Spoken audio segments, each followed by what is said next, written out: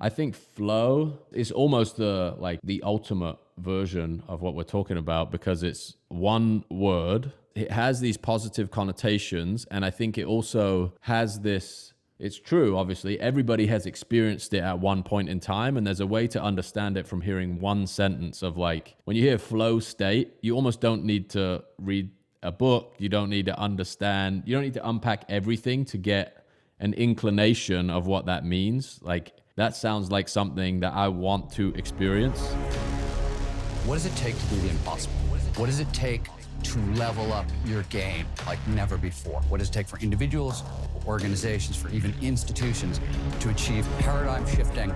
Nothing is ever the same again. Breakthroughs. Our mission is to decode the neurobiology of flow and cognitive peak performance. Access the minds of maverick scientists, groundbreaking innovators, and world-leading experts to understand what it takes to achieve ultimate human performance, so you can feel your best, perform your best, and accomplish your boldest goals. I'm your host, Rian Doris, and together with best-selling author Stephen Kotler, I present to you Flow Research Collective Radio.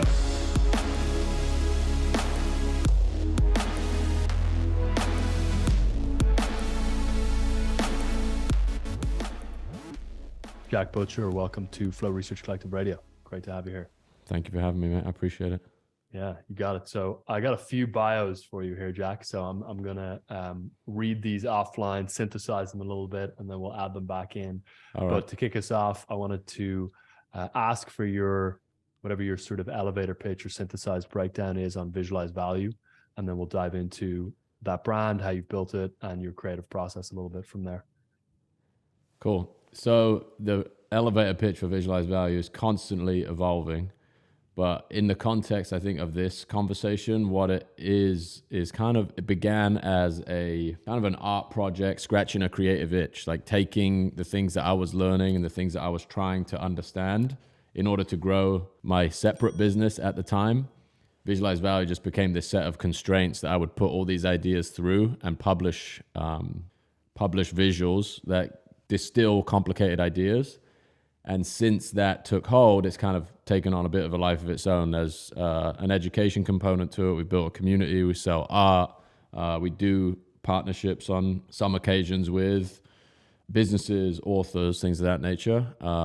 But yeah, it's kind of media brand / design studio / education company. There's a lot of different tentacles on it now.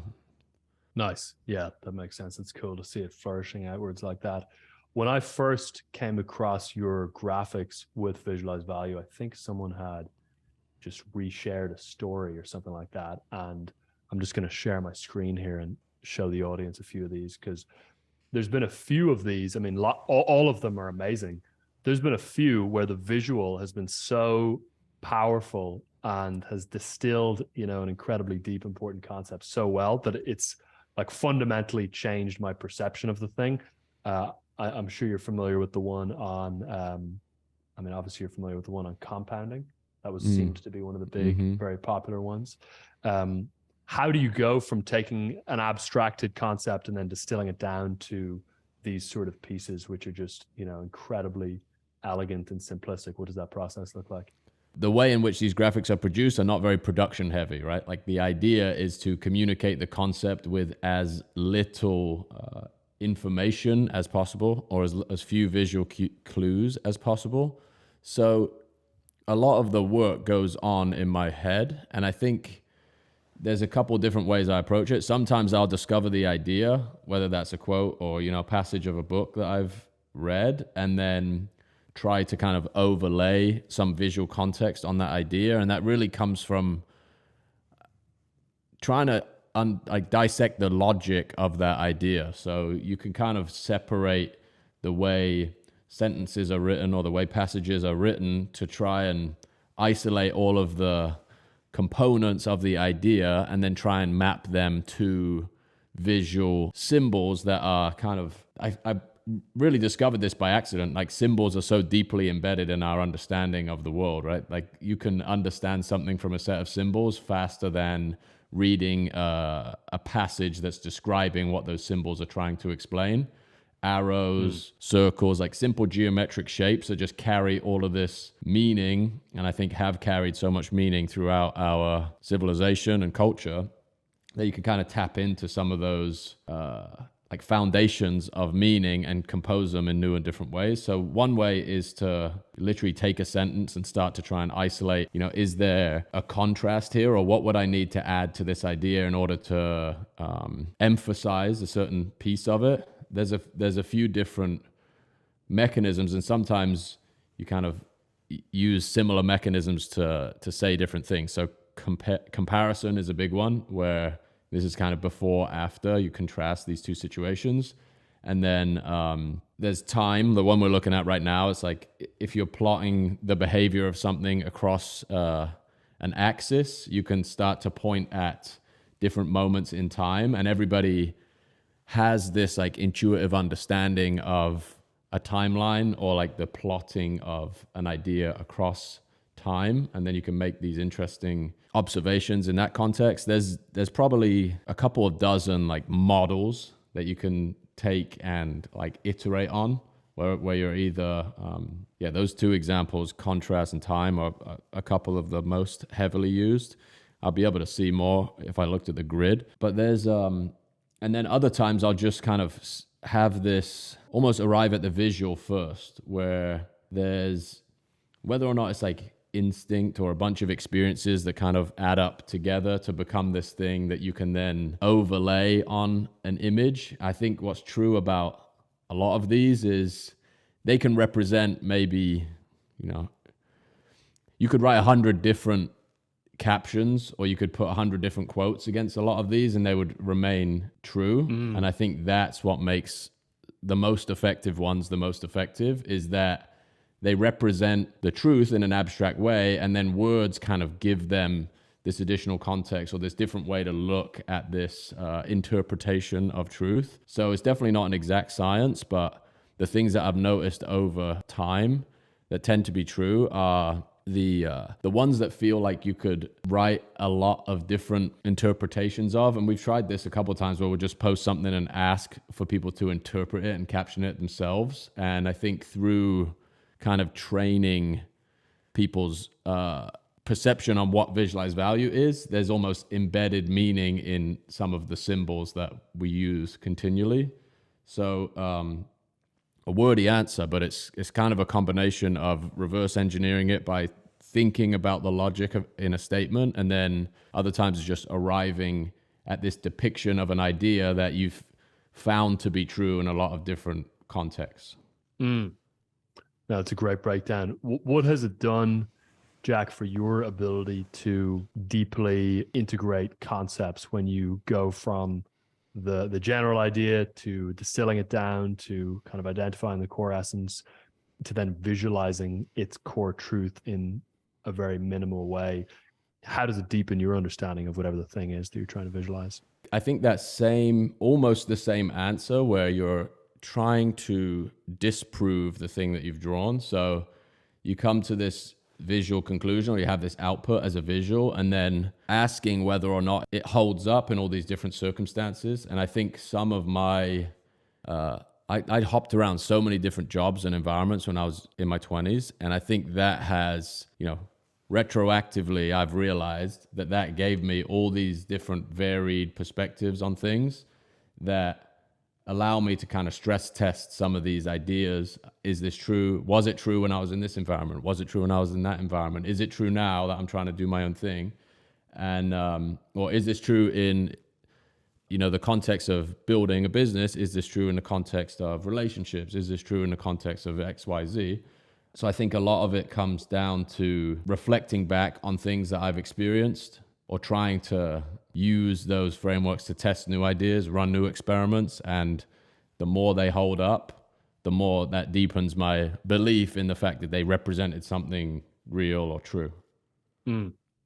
One thing I find personally is that if a truth or a principle or a heuristic can be taken from merely conceptual to visual, I'm able to think about it more easily, reference it more easily in my mind, and thus like a shorthand.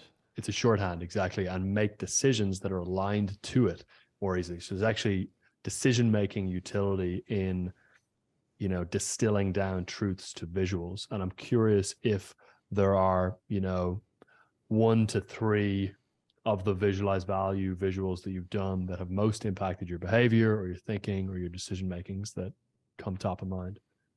There's definitely a few. One should be close to the top of the Instagram page right now. It's called Keep Going. So this is pointless. There's like a huge inflection point.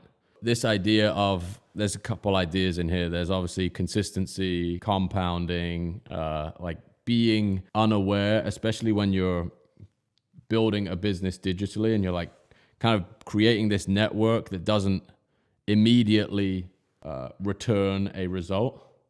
You have these huge inflection points where, you know, something hits a critical mass or you tap into something true at scale. This is one of the things that I refer back to when maybe you are in the period between hitting on those truths, right? Like the consistency and the continual experimentation is the behavior that creates those things. And we often kind of want to detach those things and think we're just going to wake up and have a brilliant idea every day. And this is true in the work that I've done for Visualize Value too. There are so many power laws at play where there's, you know, maybe the top 1% of these visuals are 100 times more resonant than the 99%. And keeping that in mind, but still knowing that you have to go through the process of producing the 99% to get to the 1% is something that I always, you know, this visual is stuck in the back of my mind for that reason. There's a bunch of visuals I did for Naval Ravikant's almanac, and almost every single one of those is like burned into my, I don't even know what you would call it, but my, like the visual part of my brain can recall those when I need to. What are some of those? I'd love to hear some of those. So one of them is optimistic contrarians are the rarest breed. So you kind of, it's like a 2x2, and there's in the top right, there's like obviously one person represented, and then in each other corner it's crowded. And this idea of kind of holding those two positions together at the same time puts you just in a place where you're going to try different things for a longer time. And that has served me very well in building Visualize Value and previously. But Naval's ideas were definitely kind of fundamental to leaning into this as hard as I did. And a lot of what he talks about is just finding that edge through understanding your unique experiences and having the ability to package that in a way that demonstrates what you can do, so you don't even have to explain it, right? That takes a long time, and until you hear other people talk about it, you maybe just don't believe that it can happen, or it just feels like a, you know, there's definitely an element of the, what do they call it, survivorship bias, you know, the plane with the holes in everywhere but the engines that came back from World War II. So there's an element of that, but there's also these truths in the way the world works that if you can find that edge and press on it, then you can work at the like apex of your abilities and preferences and all of those good things. So those are definitely burned in my brain too. There's a fun story in the Steve Jobs autobiography by Walter Isaacson where he talks about Jobs starting Next after leaving Apple and paying $100K to Paul Rand to develop the logo, and Paul Rand's conditions were that he gets, you know, 100% autonomy in the entire process. He serves up one logo with no revisions and it's used.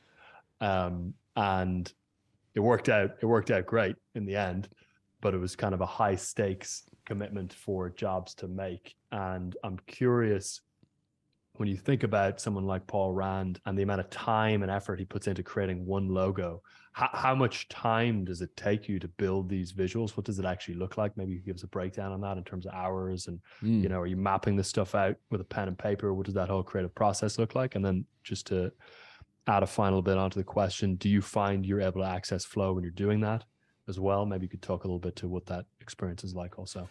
Yeah, for sure. So again, I think there's a couple of different ways in which it comes about. There are a few there are a few things that I've worked on in the past few years that just have deadlines and you have to finish them, like illustrating a book. You can't just sit around and wait for the idea to hit you. And I think that the beauty of having something so narrowly defined as the visualized value style is the constraint it puts on you is the conceptual work. Like the creative component of it is forced into expressing the idea, as opposed to making all the infinite number of decisions you could make as a graphic designer, where you have typefaces, canvases, colors, textures, images, all of that stuff that the constraints that are placed upon you it feels to me like a fast track into the most accessible version that I've ever experienced of flow state. The only other thing I would compare it to is skiing.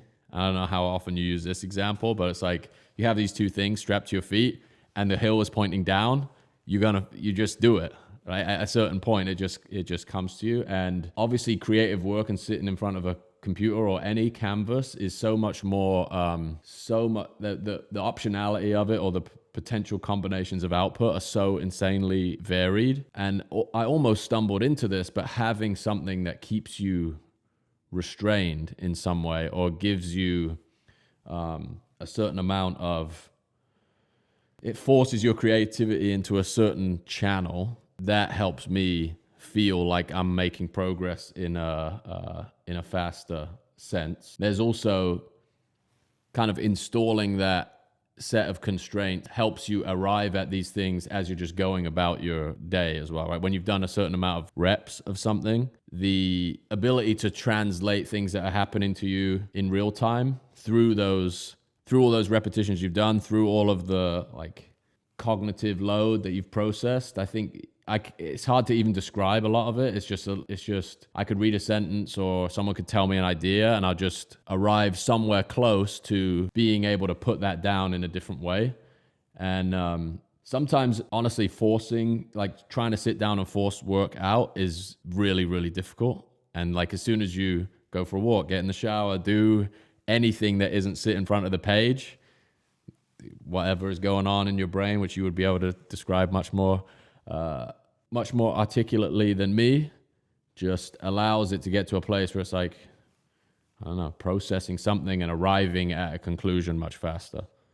There's a quote from Marcel Duchamp, I think that's how you pronounce his last name, on one of your recent posts, which is the creative act is not performed by the artist alone.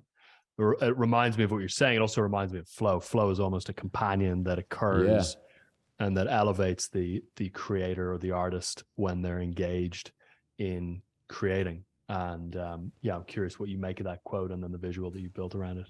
Yeah, so that idea to me is there's like a romantic way to interpret it, and then there's a very like pragmatic way to interpret it. It's this idea of making something that resonates with someone else. That's the goal from a like productive perspective. And on the romantic side of it, it's like you want to give somebody just enough to arrive at an epiphany that they feel like they made the jump themselves, you know? Like I look at that visual and I read that caption, and then all of this experience that I have like rushes on top of that visual, and a light bulb goes off in my brain. I'm like, that's true. So trying to create these like epiphanies, that's the job of the work in my, the way I think about it. And I learned this in a like hyper commercial environment, is selling pitch work, you know, millions of dollar contracts for agency businesses, and walking people through these stories to justify why we would spend XYZ on putting this message out to market. And you have to build that thing up from scratch. It's like, okay, this is true. So if this is true, we should do this next. And then if this works, then we should do this. And it's almost a engineering process, but all the variables are much more fluid, right? So it's like people's experiences and like language and art is very different than writing code and getting a machine to run. But there are also similarities in many ways where you're trying to build upon the last idea that you convinced somebody of. So that Duchamp quote and he himself was like hyper conceptual artist and had a bunch of critics saying that what he did isn't art, but even eliciting that reaction is the art itself, right? That's I think the amazing thing about people who understand what they do on that level, or are comfortable with their work being misinterpreted, because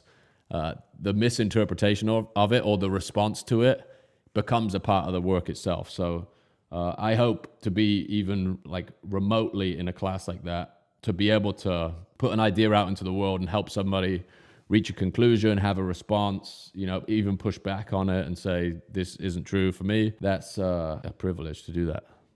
Love to talk a little bit, Jack, about what it was like transitioning into creating, your sort of digital monopoly. Could you give us a bit of background on what you were doing beforehand, what the first year transitioning into this world looked like? Maybe there was overlap with working a job, for example, and then how you got to where you're currently at, because I know it's a really interesting journey from our client's perspective. Yeah, so as I mentioned before, my early career was graphic design, studied graphic design, and worked in a tiny New York graphic design agency when I started my career. And my first boss was a massive mentor to me. He was a creative director with a writing background. So I came out of school with a visual, my credentials were basically visual design, graphic design, and getting into a tiny environment as well.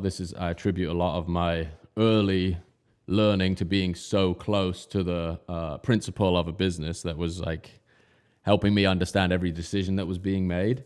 But he had a writing background, so the pairing of writing and visuals, the idea of the concept being 90% of the work, that's something that really I was exposed to. Could you break that down? Yeah, sure. So some of the most compelling, amazing advertising ever created is production-wise, not that heavy of an investment. I think of like an Apple Think Different campaign. The stuff that really sticks in your brain has so much more to do with the power of the idea than the amount of money invested in the production of the idea. And they're not mutually exclusive. I'm just saying the arriving at that concept and that idea is where the value of this thing lies. And then executing against that, if the idea is good, you can, write it on a napkin or draw it on a napkin, scan it in and put it up in Times Square and it will work. The importance of like the idea being this driving force behind everything you do, and spending the work and the time required and being able to challenge each other when something isn't quite good enough. That's definitely something that I'm very grateful for. Early in my career was just getting kind of hammered when I didn't show up with something compelling. One memory I have was I walked up to the table to review some work I was doing. I was like, well, this isn't ready yet. It's not very good. And the guy told me, he's like, why are you showing it to me then? Like, don't walk up here and tell me that the work isn't very good, right? Just tell me I'm not ready. Let's reschedule the thing. And this was an internal thing, so special circumstances. But a lot of those interactions I had early on really emphasized the power of the idea. So writing, design, putting them all together, and bounced around 10 or so different agencies after that. So a bunch of amazing experience, worked on so many different. The cool thing about agency businesses is like one day you're working on a chocolate campaign, the next day you're working on like tires, the next day you're doing, that's just crazy, like the variety of experiences you have and industries and people you meet. So went through all of that, probably 8 or 9 jobs in New York, and then got to the point where I was high enough up in an agency where I was being exposed to the economics of the businesses. So up until that point, 7 years in, you're just like, here's the work, do the work, show up to the meeting, present the work, go home. And then I got to the point where it was like, you're in the meetings where they're discussing the budget, they're putting together the plan for delivering the work. And I'm like, hang on a minute, how much are you getting paid for this? And this is, I'm like mid-20s, late 20s. And I had that kind of idea then where I was like, I'm getting paid this and they're making this, so why don't I just do this by myself? And there was definitely a ton of arrogance and naivety in that, and like mid-20s energy. There was a lot of factors at play right there where came to that conclusion. And so I did. I left, started my own agency, got a bunch of clients from basically all the connections I'd made in the agency worlds from 7-8 years before, and just burned out almost immediately. That got like 6 to 9 months into it and realized that I would basically have to recreate the businesses that I was a part of. And there was a reason why every business I worked at previously functioned that way, right? To service these massive clients, you have to have 5 people to answer the phone. You have to like have legal counsel to do X, Y, and Z. You just like, the size of the businesses you're serving is basically, you have to absorb their inefficiency and build yourself around them. So you have to create something that works differently if you want to escape that kind of job and life. And I had no desire to hire 10 people and, get an office in New York, things like, I just didn't want to do that. So this was where I started to hit the books, try and figure out where I was going wrong. And this is where I first read Stealing Fire. This is when I started to read Naval. This is when I started to read Seth Godin, Nassim Taleb. And all of these ideas I'd never been exposed to started to help me understand not necessarily what I was doing wrong, but how I was how you can augment all the things you know in a way that's way more pointed. So the ideas I discussed that Naval talked about, where if you want to be small and lean, you have to get incredibly focused. You can't be everything to everyone. Even if you have this deep network of people that want to work with you, if you're going back to zero every time you work with them, you're not getting this compounding upside that you can by dialing in, getting focused, being known for something very specific. So Visualize Value basically came out of maybe 5 or 6 iterations of the agency business. So started as everyone to everything to everyone. You have a creative project of any description, I'll do my best to figure it out. If not, I'll hire someone. Then started to strip that down, and it eventually became, we will help you visualize value. So it took me a long time to notice this, but the majority of the value that I created in my career was internal. It was like B2B, here's this story that we've put together to get you to buy into a long-term relationship with this agency. So I exclusively focused on that part for probably a year, where I would work with founders of businesses to take their IP and turn it into these, for the most part, these like 12 visuals that depicted the way they ran their business, the way they thought about the work they did, the way a client should work with their business. There was a lot of different variations on it, but essentially making these intangible ideas tangible for them to use in whatever context they needed to use it, whether raising money, if they were selling to enterprise, whatever it was. So then once I figured that out, did that a few times, manually, kind of scaled back into the client side of things, but way more controlled, because all the deliverables were I was determining what was going to happen before going into it, as opposed to just begging people to work with them. And then Visualize Value, the social component came out of that as like a lead generation exercise to begin with. So I was like, how do I get more clients? Okay, I'm going to visualize ideas that maybe are a bit sexier than the stuff I was doing for clients, which was like, a 3PL shipping, the logic that exists within a 3PL shipping business, like putting that on Instagram. I don't think many people are going to respond to that. So I started to think about, well, what are the ideas that really led me here and that helped me make these changes in my business and the way I think about building this thing. And those served as this conduit between people that were also trying to articulate what they're doing. So it worked as a lead gen for the client side for a little while, and then started to understand that there was a demand for this skill specifically. So how do you learn how to visualize value? That was the first product that we brought out. On the education side, there was a couple like little experiments before that.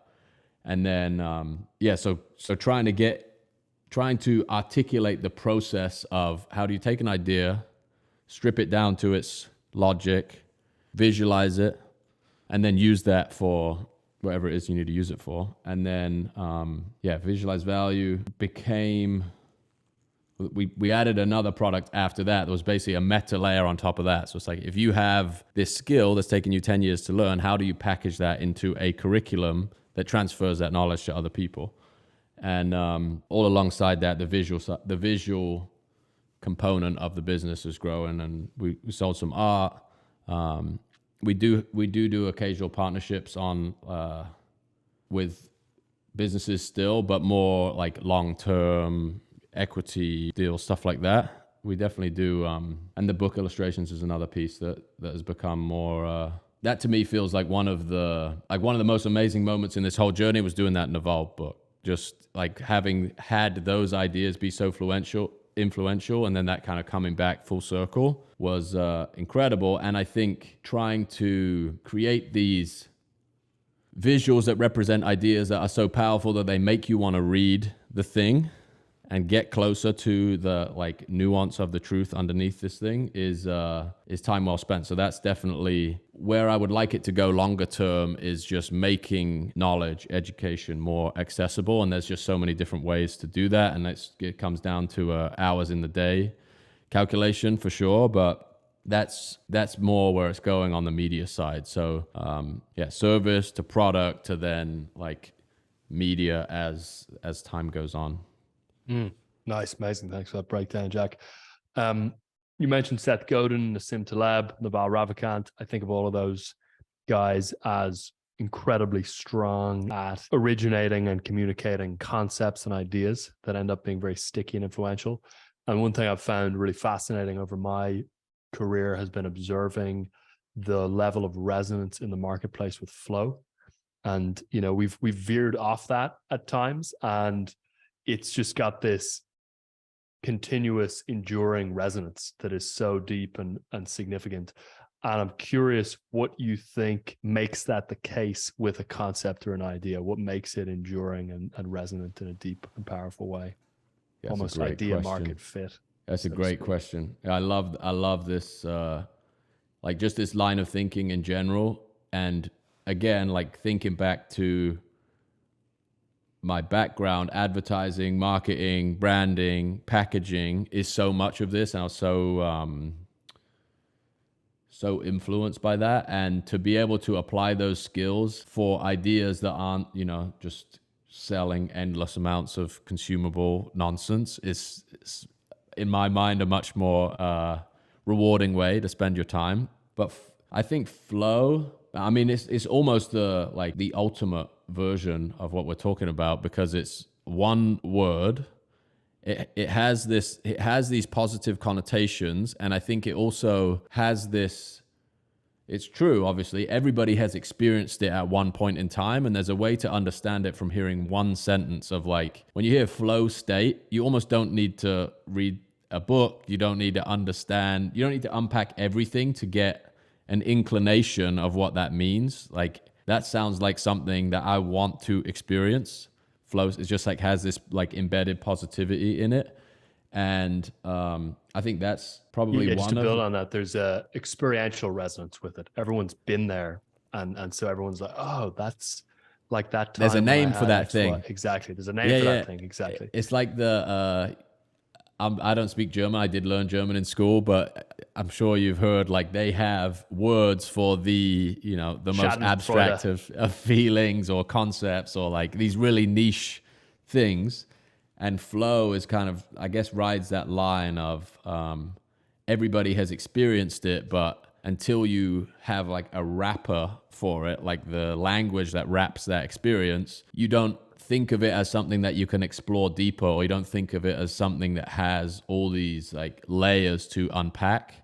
And Nassim Taleb's Anti-Fragile does incredible. It's a little different, but similar. Yeah. I think that's, I'm just looking at my bookshelf here. That's definitely up there. Black Swan, another one of his, incredible. And yeah, I've tried to learn as much as I can from those examples too, even in the products that we've put out, where, especially when you're competing on the internet, it's like you have a millisecond to transfer as much information as you possibly can. And language is it's like a universal tool, but there's such a huge difference in the way people use it. And like there would be a really inelegant way to explain what flow state is and package teachings or anything to do with flow state in a really clunky way, even if the material that sat beneath it was one-to-one exactly the same.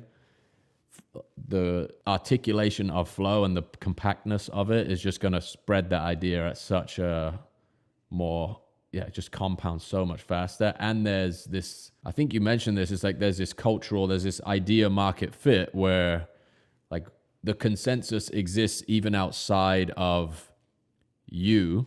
So you're kind of tapping into the fact that this thing is bigger than all of the people studying it or talking about it or trying to help people better understand it. And that's I think that's just some of these ideas are, I'm trying to think of another one that would make sense here, are just like, there's a diagram that's coming to mind where there's like these concentric circles rotating and like fashion is on the outer layer and it's going as fast as you can imagine. And then the like core of this set of concentric circles is truth. It's the things that remain true regardless of, the bumps on the outside of the diagram. So flow feels like it's pretty close to the core there. It's like a core component of the human experience that has found its idea market fit, or the language that describes it in such a profound way that I don't think it's going anywhere as an idea. Right.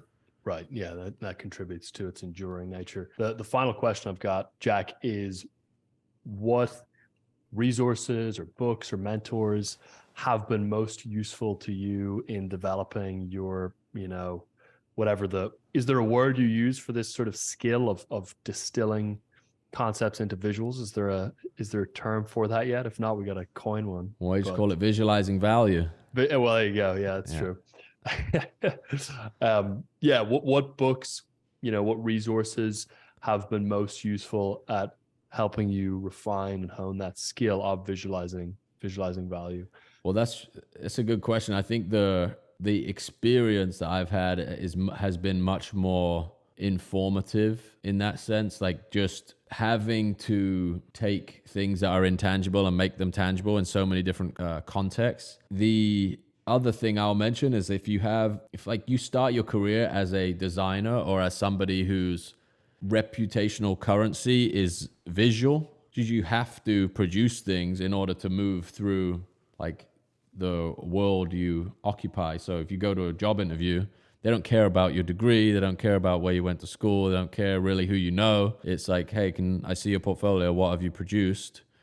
And just going through the reps there, permissionlessly too, like there's been all these different moments in time where I've realized I don't actually need anybody's permission to like redesign that thing or put forth my suggestion for how this thing should work. And I can't name a single resource that pointed me to that, but the idea of doing things without permission in that context has been huge. And then discovering the ideas that I discovered when I discovered them. This is like I think this is a 10,000-year-old proverb. When the student is ready, the teacher will appear. You just get to this breaking point where I felt at least like I was putting an inordinate amount of effort into this thing and not getting remotely the upside back that I thought was commensurate with the effort I was putting in. And that stuff was really only a few books of ideas away, or a few tweets. The Naval How to Get Rich Without Getting Lucky tweet store, I think that's pinned on Naval's Twitter, is honestly, there's 10 books worth of knowledge in those 20-25 tweets. And if you read that when you're struggling with the things that he's describing as a solution to the problem, that to me was just the hit over the head, where I was like, oh, clearly I'm just doing this wrong. Like, if you have evidence that you can solve a problem for somebody or contribute positively to a situation in one context, then your job becomes like, how do I package this in a really compelling way, and how do I have the discipline to stick to that and not say yes to the next thing that comes along that's going to take me off in a different direction. And I know I'm veering off the question you asked here, but that to me has been the habit or the instinct that's been the hardest to shut down over all of the years, where you start to find a little bit of traction when you're focusing on something, and then you can be distracted by a thing that you're already good at that might honestly be like hold decent rewards in the short term, but it's like straying back into that world that you're trying to get away from. I've just gone through that process so many times to the point where now it's like I'm also should have mentioned my wife on this podcast, because her like ability to sort of correct me back into the lane of focus, where I think sometimes you need somebody outside of you that can basically, you know, call bullshit on the things that these loops you get into to try and justify doing something that you shouldn't be doing, or you have evidence that you don't need to go back and do. And books can get you books can get you there to some extent, but so much of this stuff is like honestly reflecting on the experience you have, and you're going to make a ton of mistakes. And the process of just putting stuff out into the world relentlessly and just listening intently to the feedback you get, that's been the thing that's accelerated everything. But all of the things I mentioned, Naval, Nassim Taleb, Seth Godin, if you read everything that those guys have written, you'll be in good shape. Yeah, you're way in a hack, that's for sure. Super, Jack. Well, thanks so much for sharing your knowledge and wisdom with us. And where can people learn more about Visualize Value and all the work you're doing and offering? So you can go to visualizevalue.com, and then for anything current or coming up will be Jack Butcher on Twitter, Visualize Value on Twitter. That's it. Super. Amazing, boss. Thank you. Appreciate it. Thank you.